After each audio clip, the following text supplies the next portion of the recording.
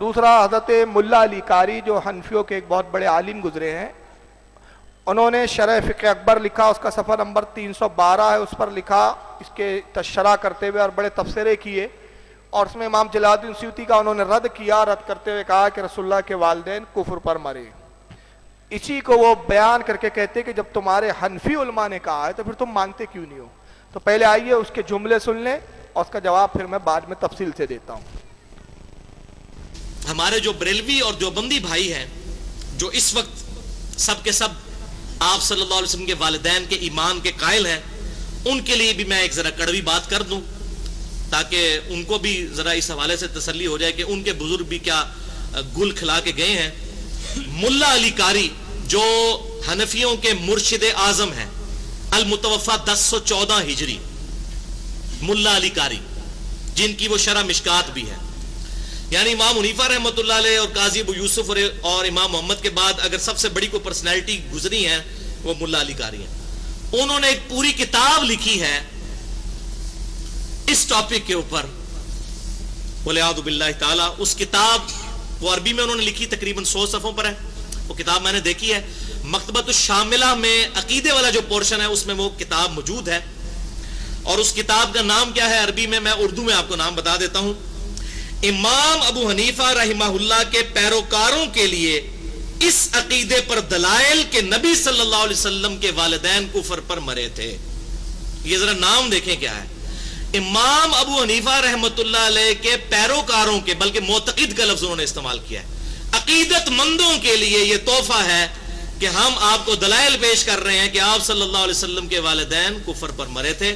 और उस किताब के आगाज में उन्होंने पहला कौल इमाम हनीफा का नकल किया है अल फ़िक़्हुल अकबर किताब से, जो हनफियों के नजदीक बुनियादी किताब है, बड़ी छोटी सी किताब है अकायद के ऊपर। इमाम हनीफा रहमतुल्लाह अलैह की तरफ वो मंसूब करते हैं, ज़ाहिर है वो उसको मानते हैं किताब के उनकी है।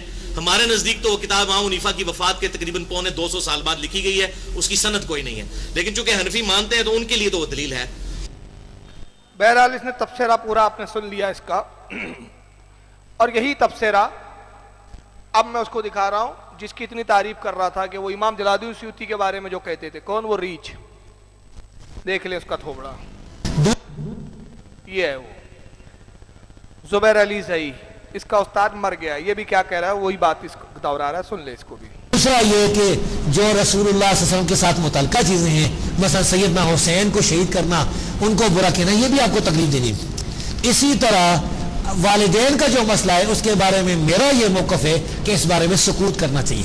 अगरचे बरेलियों देवबंदियों दोनों के जो मौलवी थे मुल्ला अली कारी, उसने किताब लिखी है नबी सल्लल्लाहु अलैहि वसल्लम के वालिदैन के बारे में कि उसमें उसने बड़े सख्त अल्फाज लिखे, मैं यहाँ बयान नहीं कर सकता। वो किताब आप देख सकते हैं, मेरे पास मौजूद है, और उसने सयूती का रद्द किया है। तो इस बारे में जो अहले हदीस हो, अगर किसी ने कहा है तो उसने कोई सही मुस्लिम की हदीस पेश की होगी। हदीसें सही हैं, सही मुस्लिम की हदीस सही है और हदीसें सही हैं, लेकिन हम जो हैं रसूलुल्लाह सल्लल्लाहु अलैहि वसल्लम के बारे में सुकूत करते हैं।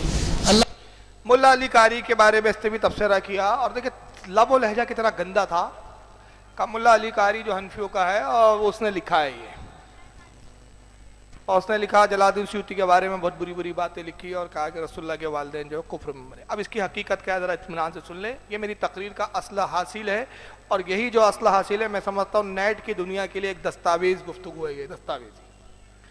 सबसे पहली बात कि अल फ़िक़्हुल अकबर जो इमाम अबू हनीफा की किताब है, उसके बारे में 3 अक़वाल है अहले सुन्नत के। इसके ताल्लुक से जो ये इबारत की बात हो रही, सबसे पहली बात कि उलमा अहले सुन्नत का एक तबका वो है जो इमाम आज़म अबू हनीफा की किताब वो नहीं मानता।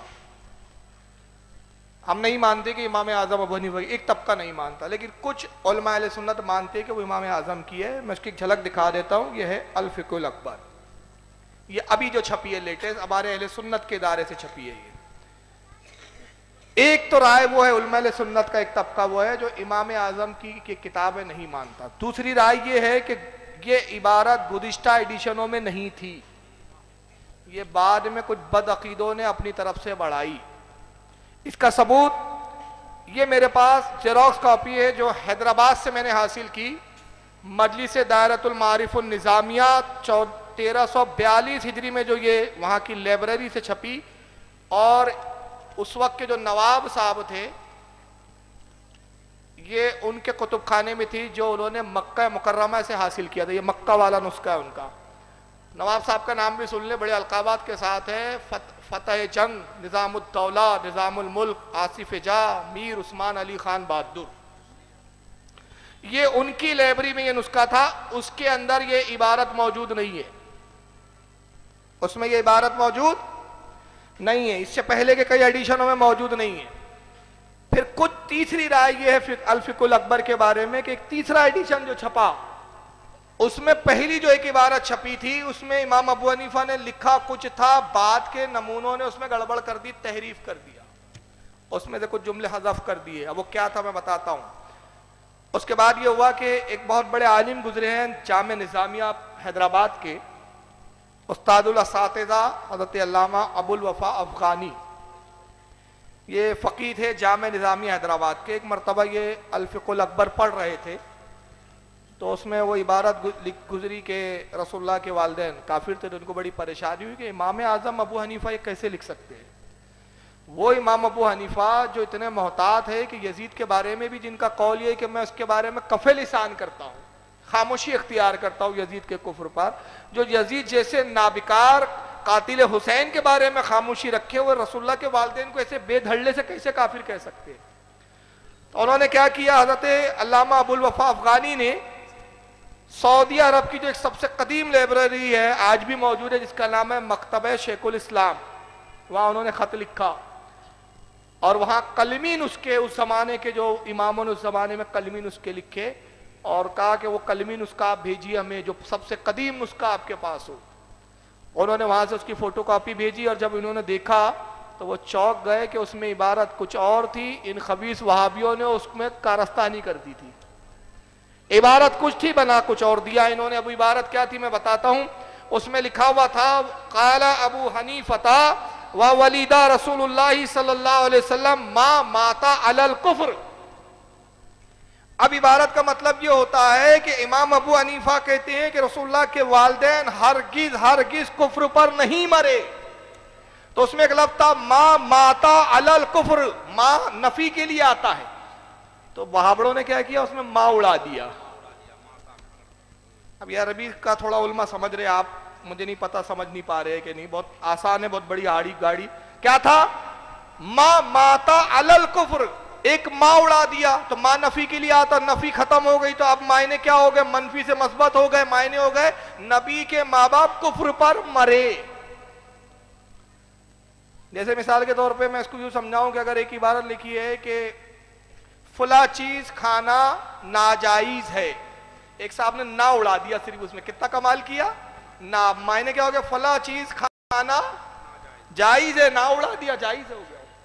اب میری کتاب میں ہو گیا ایسے ایک بار, قرین زندگی میری کتاب ہے, اس میں میں نے ایک باقاعدہ پرانے ایڈیشنوں میں لکھا ہے. اب وہ کس مکتب سے چھپی میں نام نہیں لوں گا کیونکہ ایک ہمارے عالم کا مکتب ہے وہ, بہرحال وہ کتابت کی غلطی ہوتی ہے. تو قرین زندگی میں لکھا تھا کہ جس جانور کے ساتھ بدکاری کی جائے اس کا گوشت کھانا ناجائز ہے. وہ نہ مٹ گیا وہاں پر, تو ہو گیا اس کا گوشت کھانا جائز ہے.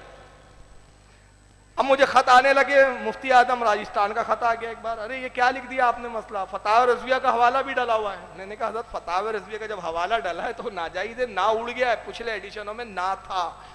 تو یہ کمال ہو جاتا ہے, تو ایک لفظ سے ہیر پھیر ہو جاتی ہے. وہ نسخہ جس میں اصل میں ماتا کا پھرا تھا کہ ہرگز کفر پہ نہیں مرے, وہ نسخہ آج بھی حیدرآباد کے حیاء المعارف النعمانیہ جلال کوچہ حیدرآباد کے اندر وہ نسخہ موجود ہے. اور اس کا کوئی بھی جا کے دیکھ سکتا ہے. تو یہ کارستانی وہابڑے کرتے ہیں اور پھر چیختے ہیں, چلاتے اور بیٹھ جاتے تقریر کرنے, دیکھو انہوں نے لکھ دیا, فلاں نے